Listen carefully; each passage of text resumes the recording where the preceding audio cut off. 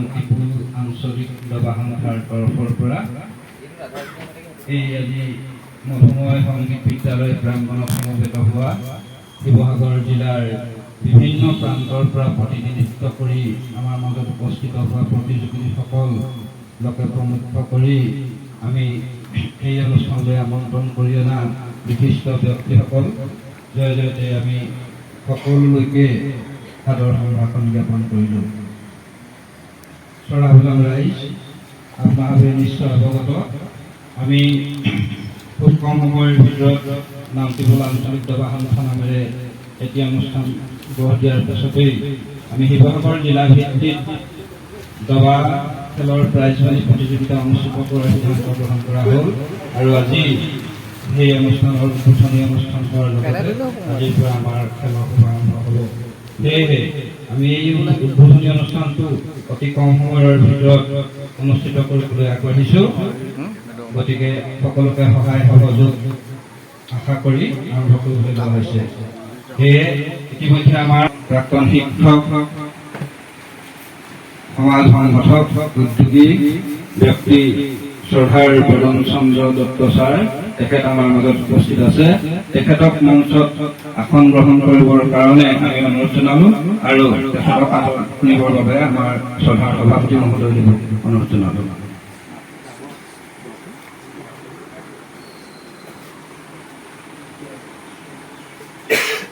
ইয়াৰ পিছতেই আমি এই খেলখনি সুচাৰুৰূপে পৰিচালনা কৰিবৰ বাবে মুখ্য পৰিচালক হিচাপে আমন্ত্ৰণ কৰি অনা আমাৰ সন্মানীয় ব্যক্তি প্ৰাক্তন শিক্ষক ৰামেশ্বৰ বৰুৱাদেৱ আমাৰ মাজত আছে। তেখেতকো আমি মঞ্চত আসন গ্ৰহণ কৰিবৰ কাৰণে অনুৰোধ কৰিলোঁ। মুখ্য সন্মানিত উপস্থিত ৰাইজ, আমি ইতিমধ্যে অনুষ্ঠানৰ কাৰ্যসূচী আৰম্ভ কৰিছোঁ। সেয়েহে আমাৰ মাজত উপস্থিত হোৱা শ্ৰদ্ধাৰ উদ্বোধক মহোদয় আছে, তেখেতক আমি নামটিপুৰ আঞ্চলিক দবা সংস্থাৰ ইয়াৰ গামোচাৰে আদৰণি জনাইছোঁ। ধন্যবাদ। ইয়াৰ পিছতেই আমাৰ সহ পৰিচালক হিচাপে আমন্ত্ৰণ কৰি অনা মুৰাপুখুৰী চিৰদীপ কোঁৱৰ দেৱক এখনি ফুলাম গামোচাৰে আদৰণি জনাব নামটিপুৰ আঞ্চলিক জনাব। পদভাগত আমাৰ স্থানীয় দীননাথ গগৈদেৱক আদৰণি জনাবৰ বাবে অনুৰোধ জনালোঁ।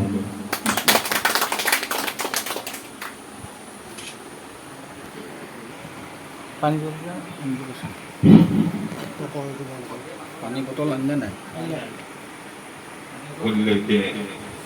মোৰ সশস্ত্ৰ কণিকাক জনাই মই আমাৰ ব্যক্তি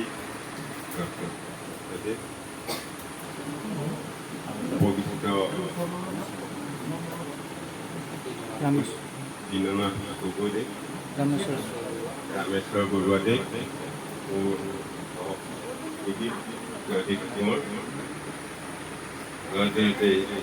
মই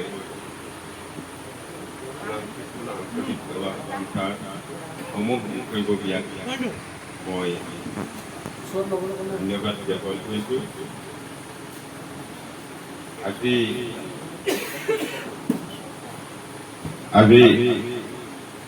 আমি দেখা পাইছোঁ বৰ্তমান পৰিস্থিতিত খেলা ধূলাৰ প্ৰতি মানুহৰ যি হেৰি হ'ব লাগে আকৰ্ষণ, সেই আকৰ্ষণৰ আজি কমি গৈছে। বহু ক্ষেত্ৰত বাহ্যিক কিছুমান বিষয়বস্তুৰ ওপৰত আমাৰ যুৱ প্ৰজন্মই যিমানখিনি গুৰুত্ব দিয়া দেখা গৈছে, এইবিলাক খেলা ধূলা যিবিলাকে মানসিক উৎকৰ্ষ, সামাজিক বিভিন্ন সমস্যাৰ পৰা আঁতৰি থাকিবলৈ যুৱ প্ৰজন্মক অৰিহণা যোগায়, তেনেবিলাক যিখন খেলে যিখিনি অৰিহণা যোগায়, সেই অৰিহণাখিনি উপলব্ধি কৰি আজি নামটিপুৰ ক্ৰীড়া সংস্থা যি উদ্যোগ হাতত লৈছে, মই ধন্যবাদ জনাইছোঁ তেখেতলোকক সমূহ উদ্যোগত মই কৃতজ্ঞতা জ্ঞাপন কৰিছোঁ। তেখেতলোকে এই প্ৰচেষ্টাই আমাৰ যুৱ প্ৰজন্মক আগবঢ়াই লৈ যাব, এখন সুশৃংখলিত সমাজ গঠনত সহায় কৰিব, এই আশা মই কৰিছোঁ এজন দবা খেলুৱৈ হিচাপে। দবা খেলৰ গুৰুত্বটো অন্য খেলতকৈ বহুত বেলেগ বুলি মই অনুভৱ কৰোঁ। কাৰণ এই দবা খেলৰ যিবিলাক জড়িত, সেই দবা খেলৰ জড়িত প্ৰতিজন ব্যক্তি এক সৎ চৰিত্ৰ ব্যক্তি হিচাপে গঢ় লয়। কাৰণ তেওঁলোকৰ মানসিকটো অতি সবল আৰু অতি ধৈৰ্যশীল ব্যক্তিয়েহে চেছ খেলিব পাৰে। এইটো মই নিজেই এজন দবা খেলুৱৈ হিচাপে মই অনুভৱ কৰোঁ। কাৰণ দবা খেলিবলৈ প্ৰথম শক্তি হ'ব লাগিব ধৈৰ্য। সেই ধৈৰ্য শক্তি নহ'লে এজন ভাল দবাৰো হ'ব নোৱাৰে। আৰু নৈতিক চৰিত্ৰ গঠনতো দবা খেলৰ যথেষ্ট গুৰুত্ব আছে। আৰু গুৰুত্ব আছে মানসিক উৎকৰ্ষ সাধন। মানসিক দবা খেলৰ প্ৰতিটো চাল দিয়াৰ আগতে এজন খেলুৱৈয়ে ভৱিষ্যতটো চিন্তা কৰিব লাগে। গতিকে ই আমাৰ জীৱনত আমাৰ ফলিত নিজৰ জীৱনত ইয়াৰ প্ৰভাৱ পৰে। কাৰণ মই এটা মুহূৰ্ত দিম, ইয়াৰ পাছৰ প্ৰতিক্ৰিয়া কি হ'ব। আৰু বাস্তৱ জীৱনত আমাৰ যদি সেইটো আমি কৰি কৰোঁ, নিশ্চয় এজন ব্যক্তি সফল ব্যক্তি হিচাপে সমাজত গঢ় লৈ উঠিব। গতিকে দবা খেলৰ এই গুৰুত্বখিনি আপোনালোকে অভিভাৱকসকলে উপলব্ধি কৰিব, আপোনালোকৰ ল'ৰা ছোৱালীক দবা খেলৰ প্ৰতি আকৰ্ষিত কৰিব। আপোনালোকৰ এই প্ৰচেষ্টাত আপোনালোকৰ শিশুসকল, আপোনালোকৰ সন্তানসকল সমাজৰ এজন দায়বদ্ধ ব্যক্তি হিচাপে পৰিচয় দিব পাৰিব। গতিকে দবা খেলৰ যি উপকাৰিতা, সেই উপকাৰিতাসমূহ সন্দৰ্ভত মই কথা ক'লোঁ, বৰ বেছি নকওঁ। আপোনালোকৰ সকলোৱে সহায় সহযোগিতা কামনা কৰি আৰু উপস্থিত সকলোলৈকে পুনৰবাৰ ধন্যবাদ জনাই মোৰ চমু দুআষাৰ সামৰণি মাৰিছোঁ।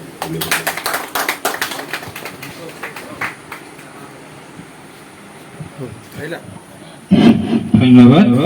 শ্ৰদ্ধাৰ মুখ্য পৰিচালক অজিত বৰাদেৱলৈ আমি ধন্যবাদ জ্ঞাপন কৰিলোঁ। ইয়াৰ পিছতে আজি খেলৰ পৰম শ্ৰদ্ধাৰ নামটিপুৰ দবা সন্থাৰ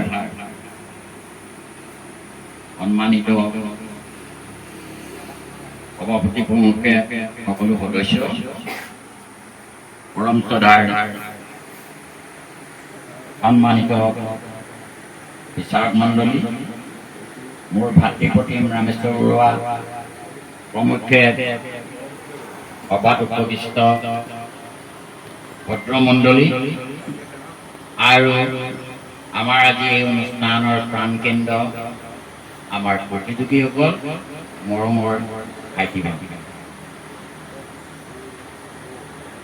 যদিও মোক বৰ চমুকেই ক'বলৈ আৰম্ভ কৰিবলৈ কৈছে, মই অৱশ্যে চমুৱে কওঁ, হ'লেও কেইটামান কথা মই আপোনাসকলক, বিশেষকৈ আমাৰ কণ কণ ভাইটি ভণ্টিহঁত আহিছে, অভিভাৱকসকল আহিছে, আপোনালোকৰ জ্ঞাতাৰ্থে আৰু আপোনালোকৰ উপকাৰাৰ্থে মই কেইটামান কথা আপোনাসকলক ক'বলৈ বিচাৰিছোঁ। আমাৰ জীৱনটো এটা যুদ্ধক্ষেত্ৰ, গীতাত এইটো কথা কৈছে, জীৱন এটা জীৱনটোৱে হ'ল আমি এটা সংগ্ৰাম আৰু যুদ্ধক্ষেত্ৰ, আৰু ইয়াত যুদ্ধ নকৰিলে কোনো জীয়াই থাকিব নোৱাৰে। আমাৰ এই যুদ্ধক্ষেত্ৰত আমি যুদ্ধ কৰিবই লাগিব। গতিকে আমি যুদ্ধক্ষেত্ৰত অস্ত্ৰ হিচাপে আমি প্ৰগতিৰ গতি অগ্ৰগতি লাভ কৰিবৰ কাৰণে, সমাজত প্ৰতিষ্ঠা ল'বৰ কাৰণে, আৰু সমাজত আমি এজন শুদ্ধ আৰু এজন সুস্থিৰ ব্যক্তি হ'বলৈ, বা আমাৰ পৰিয়ালটো বা আমাৰ সমাজখনক সুস্থিৰ আৰু এটা ভাল দিশ দৰ্শন কৰিবলৈ হ'লে আমি কেইটামান কাম, শিক্ষা গ্ৰহণটো অপৰিহাৰ্য, লগত আছে কথাটো শুনক, সাহিত্য সংগীত কলা বিহীন সাক্ষাৎ পশু সুস্থ বিচৰা।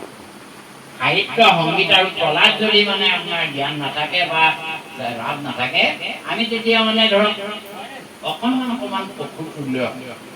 গতিকে আমি সাহিত্য সংগীত এই কলা এই খেলটো আপোনাৰ কলাৰ ভিতৰতে ধৰক আমি জানিব লাগিব। আৰু তাৰ ভিতৰত কি হ'ল মানসিক উৎকৰ্ষ সাধনৰ কাৰণে মানসিক প্ৰগতি মানসিক অগ্ৰগতিৰ কাৰণে আমি কি কৰিব লাগিব এই মানসিক শক্তি লগা এই খেল চেছ খেলিব লাগিব। এই চেছৰ অতীততে আমাৰ ভাৰতবৰ্ষতে কথা ক'বলগীয়া হৈছে সকলে অসুবিধা নাপায় কাৰণ we should know the establishment বা starting point of this game and origin of this game. আচলতে আমাৰ ভাৰতবৰ্ষত বিভিন্ন ৰজা মহাৰজাৰ দিনত হৈছিলে আৰু তাৰ ভিতৰত আটাইতকৈ বহুত ৰাজত্ব হৈছিলে। তাৰ ভিতৰত কিন্তু আমাৰ গুপ্ত সাম্ৰাজ্যখনো অতি ডাঙৰ। গতিকে গুপ্ত সাম্ৰাজ্যৰ দিনতেই প্ৰথম এই দবা খেল কৰা আৰম্ভ। তাৰ পাছত লাহে লাহে বৰ্তমান অৱস্থালৈ আহি মডাৰ্ণ টাইমলৈ আহি ইংলেণ্ডত বুজিছেনে এই ইংলেণ্ডত লিড বুলি এটুকুৰা জেগাত 1475 চনৰ পৰা প্ৰথম মানে আন্তঃৰাষ্ট্ৰীয় পৰ্যায়ত মানে এই চেছ খেলটো আৰম্ভ হ'বলৈ। আমাৰ ভাৰতবৰ্ষতো ক'বই নালাগে বিভিন্ন আপোনাসকলে যদি চেছ খেলিছে চেছত প্ৰথম আহিলে বৰিছ কাস্পি ববি ফিচাৰ বুজিছেনে বিশ্বনাথ আনন্দৰ নামটো সবেই জানিব। গাৰ্জেনসকলে অন্তত আপোনাসকলৰ খেলুৱৈসকলক এই কথাখিনি নামকেইটা ক'বলৈ চেষ্টা কৰিব। বৰ্তমান অৱস্থাতো ইয়াৰ পপুলাৰিটি যথেষ্ট হৈছে বুজিছেনে কাশ্মীৰৰ পৰা কৰ্ণাটকলৈ বুজিছেনে গজনীৰ পৰা চিত্তাংগলৈ এটাইকৈ এই খেলটোৱেই মানে সেই সময়ত প্ৰসাৰ আৰু প্ৰচাৰ লাভ কৰিছে। তাৰপাছত এতিয়া ভাৰতবৰ্ষৰ দুজন ল'ৰা ছোৱালীয়ে মই নাম দুটা পাহৰি যাওঁ বুলি লিখিছো প্ৰজ্ঞান আৰু বৈশালী কৰ্ণাটকৰ শিৱলিং ককাই ভাই ভনী ককাই ভাই দুটাই কি কৰিছিলে গেংষ্টাৰ তেওঁলোকে বুজিছেনে গেং মাষ্টাৰ কিতাপি অৰ্জন কৰিব পাৰিছে। গতিকে কেনেকে আগবঢ়াই লৈ গৈছে সমাজ ব্যৱস্থাটো এইটো হ'ল চেছৰ অৰিজিন। খেলুৱৈসকলক কেইটামান কথা মই লগত কৈছো। মই তিনিটা দিশৰ ওপৰত কথাকেইটা ক'ম চমু হ'ব। খেলুৱৈসকলে আহিছে প্ৰথমতে কেলে চেছ খেলিব লাগে হোৱাই উইল প্লে চেছ। চেছ শব্দটো মোৰ মগজৰ পৰা কোৱা কেইটামান মই কথা কৈ দিছোঁ। প্ৰথম আমাৰ বিচাৰ মণ্ডলীৰ ফালৰ পৰা কওঁতে এষাৰ কথা ক'লে যে কেৰেক্টাৰ চৰিত্ৰ গঠন কৰা চেছৰ গভীৰ মানে প্ৰভাৱ আছে। কেৰেক্টাৰিষ্টিক বস্তু হ'ল when money is lost যেতিয়া টকা কেইটামান জমা কৰা হেৰাই যাব something is lost ধৰি ল'ব যে কিবা এটা হেৰাইছে। কিন্তু when character is lost everything টকা হেৰালে একো দিগদাৰ নাই ঘূৰাই পাব। it can be regained again। বেপাৰ কৰিলেও টকা পাব ধান বেচিলেও টকা পাব। চৰিত্ৰ কিন্তু যদি স্খলন হয় চৰিত্ৰ যদি পতন হয় মানুহ যদি আধ্যাত্মিকভাৱে সংস্কৃতি নহয় মানুহে যদি চাৰিত্ৰিক দিশত যদি অগ্ৰগতি লাভ নকৰে তেতিয়াহ'লে কোনো ল'ৰা ছোৱালীয়ে ভাল ব্যৱহাৰ কৰিব নোৱাৰে ভাল দিশত আগবাঢ়ি যাব। আৰু সেইকাৰণে প্ৰথম সকলো দিশতকৈ চৰিত্ৰৰ দিশটো আগবঢ়াই থৈছে কাৰণেই প্ৰথম আখৰটো দিছে চি। তাৰপিছত আপোনালোকৰ কনচেপ্ট বাঢ়িব কাৰেজ বাঢ়িব তাৰপিছত কনফিডেন্স বাঢ়িব। আপোনালোকে নিজকে প্ৰতিষ্ঠা কৰিবলৈ ছাত্ৰ ছাত্ৰীসকলে ভাবি ল'ব আপোনালোকৰ কনফিডেন্স বঢ়াব চেছৰ চালে আপোনালোকৰ সাহস বাঢ়িব চেছৰ চালে। এইকেইটাৰ কাৰণে ইয়াত চি দিছে। এই চি দিছে অনেষ্টিৰ কাৰণে। চুবুৰী আপুনি মানে ৰজাটোৰ আগত মনটো মনে মনে থৈ দিব নোৱাৰিব কাৰণ আপোনাৰ সত্যতা আছে নিয়মানুবৰ্তিতা আছে শৃংখলাবদ্ধতা আছে আৰু সত্যবাদিতা আৰু স্পষ্টবাদিতা আছে। বিচাৰ মণ্ডলীৰ কথা মই বাদেই দিলোঁ। সেইকেইটাৰ কাৰণে আপোনালোকে অন্যায়টো কৰিব নোৱাৰে সেইকাৰণে তাত দিছে অনেষ্ট। আৰু লগতে আপুনি জিকিবৰ কাৰণে ওপৰত জনাই যিটো অনাদি অনন্ত পৰম ব্ৰহ্ম যিজনে সৃষ্টি স্থিতি প্ৰলয়ৰ গুৰিধৰোঁতা সেই পৰম ব্ৰহ্ম ওপৰজনৰ সহায় লাগিব সেইকাৰণে তাত আছে হেভেনলি বডি, সেইকাৰণে তাত দিছে এইচ। আৰু এইকেইটা কথা মইহে কৈছো আকৌ দেই, এইকেইটা কোনো মানে দাৰ্শনিকৰ নহয়, মোৰ মগজৰ চিন্তা বুলি ধৰি ল'ব দেই। সেইকাৰণে বোলে ডাঙৰ মানুহৰ কোৱা কথা বুলি নাভাবিব, কিন্তু মই ভাবি কোৱা কথা বুলি ভাবিব। এই ইটো যে দিছে এইটো হ'ল আপোনালোকৰ এনাৰ্জি। যদি আপোনালোকৰ শক্তি নাথাকে, মানসিক যদি শক্তি আপোনালোকে নাপায়, সন্তুলন যদি ভালকে নকৰে আৰু এনাৰ্জি যদি নাথাকে, তেতিয়াহ'লে আপোনালোকে কেতিয়াও চেষ্টা কৰিব নোৱাৰে। আৰু লগতে লাগিব ইটো দিছে এনথুচিয়াষ্টিক, যিটো বিশ্বাসযোগ্যতা। আপোনাৰ যদি নিজৰ ওপৰত বিশ্বাসেই নাই, বোলে মই কুইনটো দিছো বা হাতীটো দিছো, কণীটো দিছো, আৰু এইটোৱে মানে ভুল কৰিছো নেকি, এই যে ডাইলমা যিটো থাকিব, এইটোৰ কাৰণে কিন্তু আপোনালোকে উন্নতি কৰিব নোৱাৰিব। গতিকে আপোনালোকে এনথুচিয়াষ্টিক দিয়ে পঢ়া শুনা ক্ষেত্ৰতো কি কৰিম কিন্তু এই ভাগটো নাহে, কাৰণ আপোনালোকে চেষ্টা, ধৈৰ্য, সংযম, একাগ্ৰতা, পবিত্ৰতা, মানসিকতা, সৰলতা, সবলতা সকলো আপোনালোকৰ মনত নিজে নিজে উঠা। তাৰপিছত আহিলে এছ দুটা দিছে আপোনালোকে চাইণ্টিফিক যিটো আউটলুক, বিজ্ঞানৰ অবিহনে পৃথিৱী জীয়াই নাথাকে। Science has changed our life today. We can communicate from one continent to other in a massive way. বিজ্ঞানে আমাক এনেকুৱা কৰি দিলে, এতিয়া এইখিনিতে বহি আপোনালোকে ৰাছিয়া, আমেৰিকা, বুলগেৰিয়া, হাৰ্জেগোভিনা, ভিলাভংকা, ইউগাণ্ডালৈ ফোন কৰি দিয়ক। Hello' by God, and they are turned to the global village. গাঁওখনৰ লেখীয়া হৈ পৰিলে। গতিকে এই চাইণ্টিফিক আউটলুকটো কোনে দিব? Only through testing and help. এই চেষ্টাৰ দ্বাৰা পাব। আৰু শেষৰ এছটো দিছে কি? সকলো কৰক। সমাজত যদি আপোনাৰ স্থান নাথাকে, সমাজত যদি আপোনাৰ প্ৰতিপত্তি নাথাকে, সকলো কৰিলেও যদি সমাজখনে ভাল নোলায়, বাপেকক ভাল ব্যৱহাৰ নকৰে, মাকক ভাল ব্যৱহাৰ নকৰে, শিক্ষা দীক্ষা নলয়, বৰ চোকা, কিন্তু বেলেগ বেলেগ বেয়া বেয়া কামত লাগি থাকে, কিবা হ'বনে? সেইকাৰণে এছটো দিছে ছ'চিয়েল চেঞ্চ। গতিকে চেঞ্চটো খেলাৰ আগতে এইকেইটা কেৰেক্টাৰ গোটাই ল'বলৈ মই ছাত্ৰ ছাত্ৰীসকলক অনুৰোধ কৰিলোঁ। লগতে অভিভাৱক অভিভাৱকসকলকো ল'ৰা ছোৱালীক আগবঢ়াই দিছে যেতিয়া আপোনালোকৰ দায়িত্ব বেছি, এইকেইটা গুণ শিকাবলৈ চেষ্টা কৰিব। আৰু দুটামান গুণৰ কথা কৈ যাওঁ, আমনি পাইছে নেকি? আৰু এটা কথা শুনক, আমাক ঢেৰ কিতাপত কয় দেই, আমাৰ ল'ৰা ছোৱালীবিলাকক এইকেইটা বস্তু শিকাব। প্ৰথমত এটা আখৰৰ মা যে অতি দৰকাৰী পৃথিৱীত, এই জ্ঞানটো। তেতিয়া ভৱিষ্যতে মাকক নি ঠেলি হেঁচি নাৰ্ছিং মানে বৃদ্ধাশ্ৰমত থৈ নাহেগৈ আৰু মাকৰ আৰু মানে সেইটো কওক, দেখিলে নাই? দ্বিতীয়টো দুটা আখৰৰ পিতা, দেউতাকৰ প্ৰতি মৰম কৰি কওক, শিকাব ল'ৰা ছোৱালী যে এই দুটা বস্তু অতি দৰকাৰী। 3 নম্বৰৰ কথাটো হ'ল কি? বিবেক, যে খোজটো কাঢ়াৰ আগতে খোজটো ক'ত দিবা চাই ল'বা, সেইটো মানে বিবেকে ক'ব যে কৰা বা নকৰা। বিবেকৰ কথা তাহাঁতক শিকাব। আৰু লগতে শেষত শিকাব যে সমাজখনৰ ওপৰত সকলোকে এনেকে ভাল। এই 4টা গুণ যদি ল'ৰা ছোৱালীক শিকাই দিব পাৰে, তেতিয়া ল'ৰা ছোৱালী শিক্ষিত হ'লে আপোনালোকক সেই শিক্ষাৰ মৰ্যাদা ৰাখি পিতা পুত্ৰ, মাতা পিতৃৰ সেই যিটো চানেকি সমাজৰ শৃংখলিত যিটো অৱস্থাৰ অৱসান ঘটাই সুশৃংখলিত এখন সমাজ গঢ়াৰ এটা প্ৰস্তুতি পাব। ইংৰাজীত কৈছে, মানুহে সমাজ গঢ়ে, man make society and society make. মানুহে সমাজ গঢ়ে আৰু সমাজে মানুহ গঢ়ে। এখন সমাজত কিছুমান উন্নতিৰ উচ্চতম শিখৰলৈ উঠি যায়, আৰু এখন সমাজতে মানুহ নিম্নতম গতি মানে কি হ'ল একেবাৰে চাৰিত্ৰিক অৱক্ষয় ঘটি মানুহ একদম নিম্নস্থ হৈ নামি যায়। গতিকে ছাত্ৰ ছাত্ৰীৰ চাৰিত্ৰিক দিশ, মানসিক দিশ, বুজিছেনে, সাংস্কৃতিক দিশ, সাহিত্যিক দিশ বা তেওঁলোকৰ অধ্যয়ন মনোভাৱ সকলোৰে দিশত কিন্তু অভিভাৱকৰ দায়িত্ব এতিয়াও নহয়। অভিভাৱক, মোৰ মতে অভিভাৱক মানে আবিৰ্ভাৱক।